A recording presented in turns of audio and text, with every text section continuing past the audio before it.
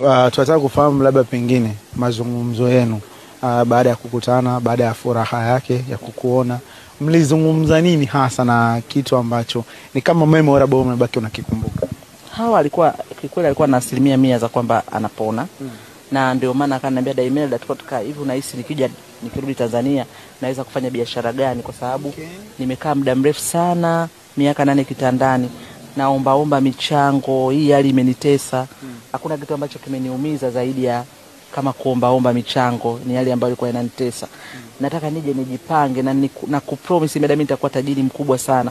Nina maisha, nina shauku na maisha, lakini kikubwa nataka kari yangu ya uigizaji, yani natamani nikifika nitoe jua kali pale. Nikamwambia yani ukifika hata jua kali utakutaka, hata uba wenyewe utakutaka. Kwa hiyo tuanze kuhudumia kwanza nini, afya yako.